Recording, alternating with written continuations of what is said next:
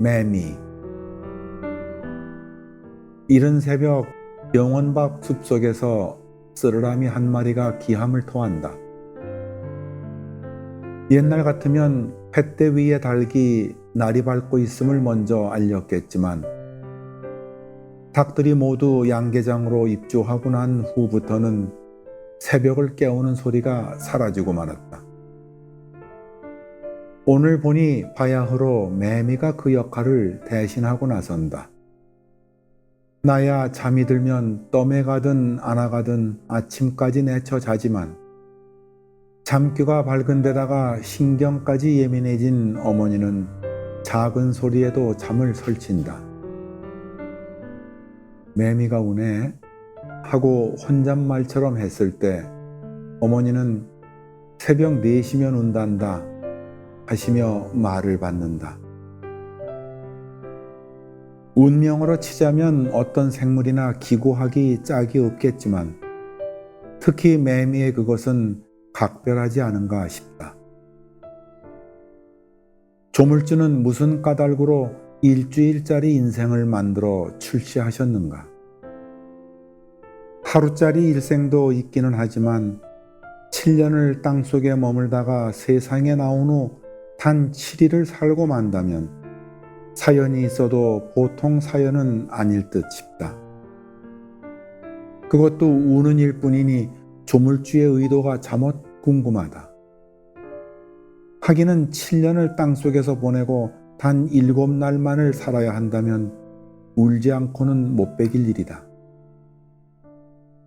산천경계에 주유할 날개를 지녔으면서도 그보다 급한 일이 있으니 다른 곳 한번 마음 놓고 기웃거리지 못한다. 게다가 마음에 드는 배필이 기다리고 있는 것도 아니니 언제 백년가약을 맺고 수태해 자손을 터뜨리겠는가. 그러니 울어도 시원치 않기는 할 것이다.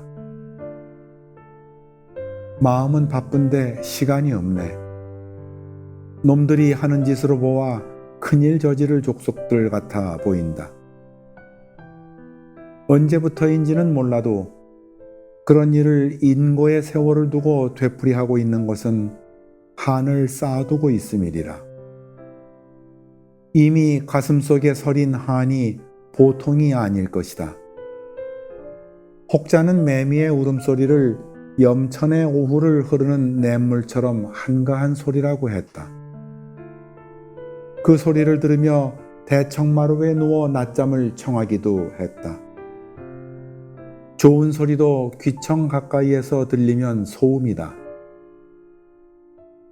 언젠가 매미의 소리를 더 이상 여름의 한가한 소리가 아니요 이미 소음의 수준을 넘어섰다고 고발한 적이 있었다. 거대한 숲이 사라지고 거칠애로 남은 손바닥만한 숲가의 아파트가 들어서면서 생긴 일이다.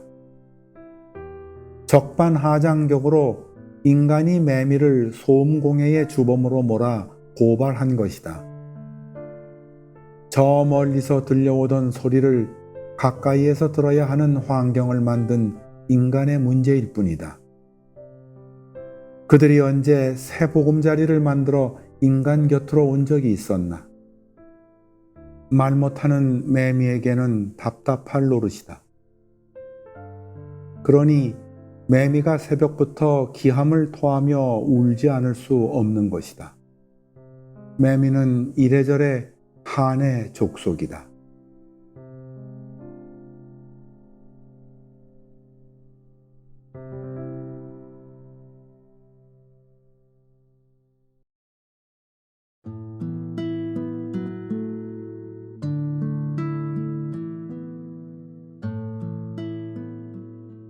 개와 양.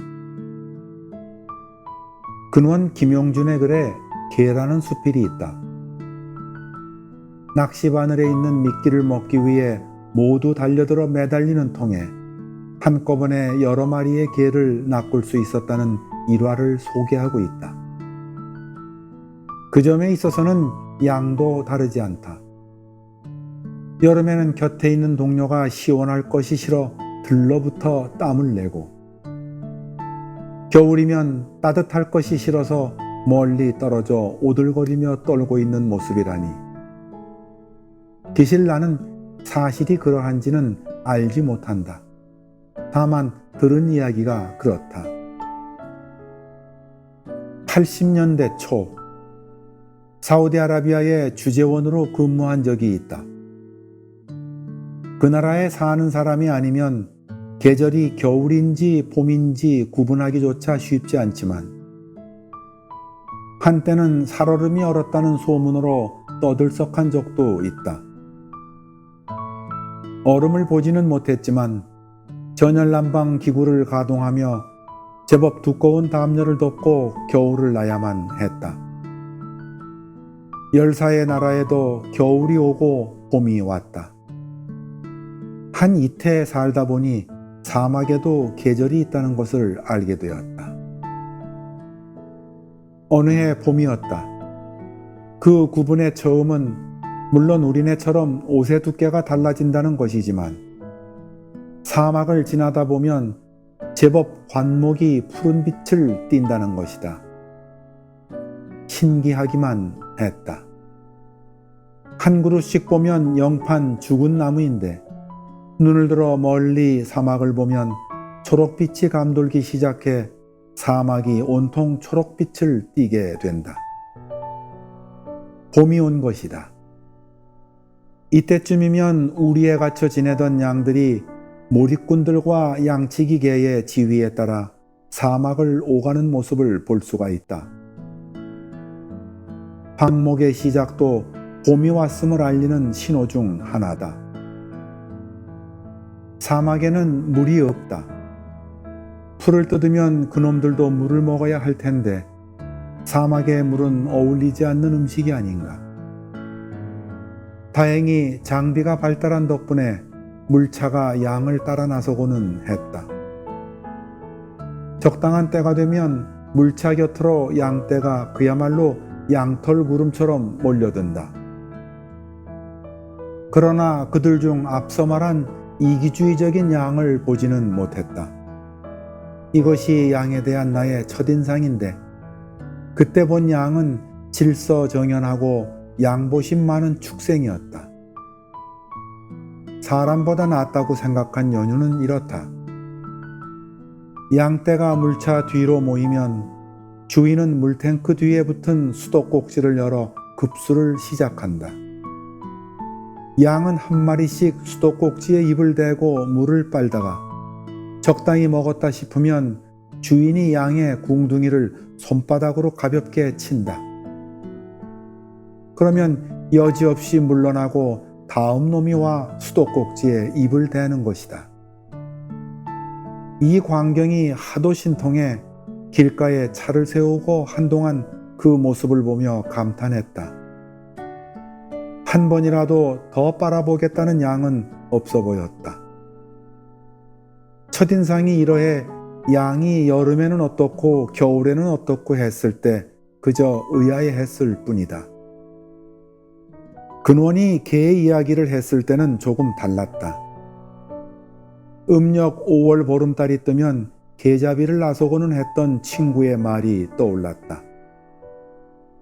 개를 담을 용기로 쌀이나무로 만든 종댕이를 갖고 가는데 재미있는 현상을 보았단다. 개를 잡아 여러 놈을 함께 담아 놓으면 절대로 밖으로 나오지 못한다는 것이다.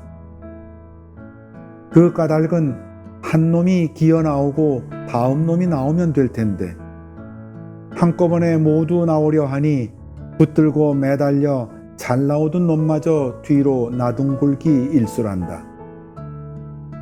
그러니 한두 마리가 있을 때면 몰라도 많을 때는 신경 안 쓰고 내 일만 해도 내뛸까 걱정할 일이 없다는 것이다. 참 요상한 일이다. 한 놈이 나오려고 하면 뒷놈이 힘껏 밀어주고 앞놈이 탈출에 성공하면 다음 놈이 나오면 될 것이 아닌가. 잡힐 때도 모두 함께요. 탈출도 함께이니 어찌 족속이 무사하기를 바라겠는가. 문득 글을 읽다가 근원의 개나 사막의 양이나 친구가 5월 보름이면 잡았다는 임진강의 참개가 모두 한 통속이라는 생각을 했다. 그러니 인간이 자신들을 경시한들 어찌 할 말이 있겠는가.